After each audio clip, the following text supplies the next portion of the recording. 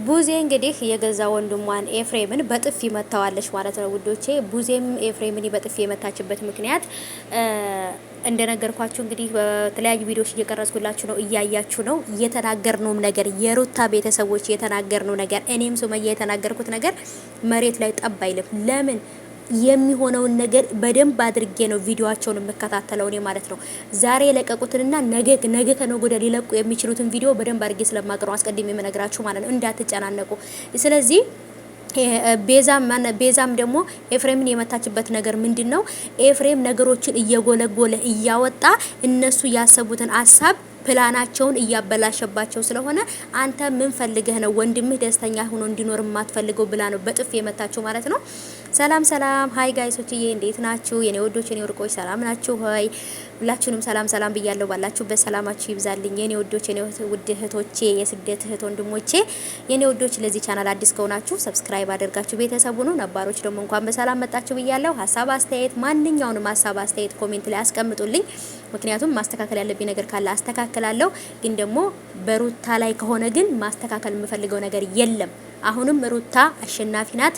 አሁንም ሩታ ከፍ ትላለች ማለት ነው። የሩታ ቤተሰብ የሆናችሁ በቃ ኮሜንት አስቀምጡልኝ ማለት ነው ውዶቼ፣ አበረታቱኝ። ቪዲዮንም ደግሞ ላይክ አድርጉልኝ ማለት ነው፣ ብዙ ሰው ጋር እንዲደርስ ማለት ነው።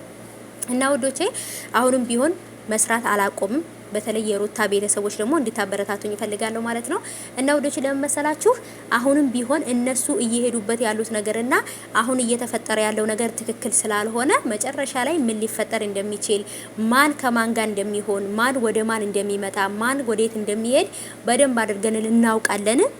እስከ መጨረሻውም ድረስ ደግሞ የሩታ ቤተሰቦች ሩታን ይዘን እንፋለማቸዋለን ማለት ነው። ለምን እውነት ትመነምናለች እንጂ አትበጠስም ማለት ነው። ብዙ ሰዎች፣ ብዙ ትላልቅ ሚዲያዎች፣ ብዙ እስከ 50 ሺህ እስከ 60 ሺህ ተከታይ ያላቸው ልጆች በጣም ስለ ሩታ የሚናገሩ ልጆች አሉ። እውነቱንም ደግሞ ይሄ ነው የሚሉም አሉ።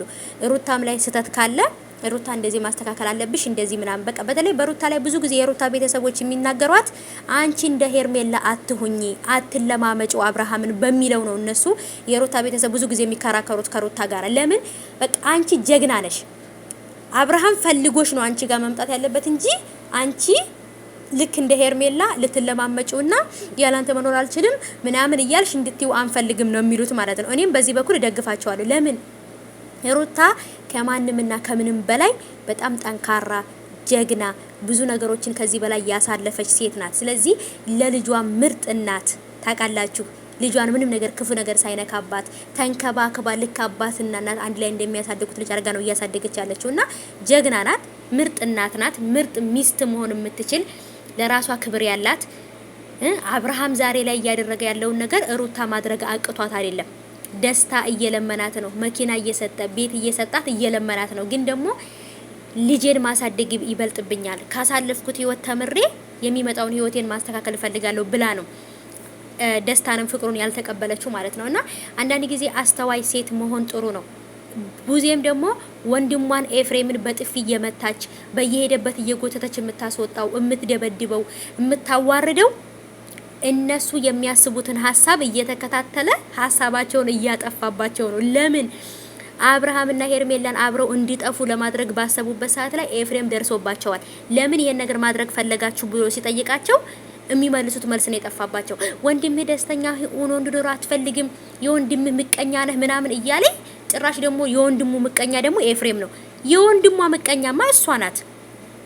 ፍቅር ከሆነ ልጁ ጋር ከሉሌ ጋር ፍቅር ከሆነች ሚስቱ ጋር ከሩታ ጋር ጀግና ሚስት ጠንካራ ሚስቱ ጋር እንዳይኖር አድርጋ ከዚች መተታም ከሆነች ከሄርሜላ ጋር አብሮ እንዲኖር ያደረገችው እሷ ወንድሟ ስለምትወደው ነው። ስለምትወደው አይደለም። እኔም አንዳንድ ጊዜ ራሳቸውን ቡዜንና ዴቭን የሆነ ነገርማ አጭሰውባቸዋል።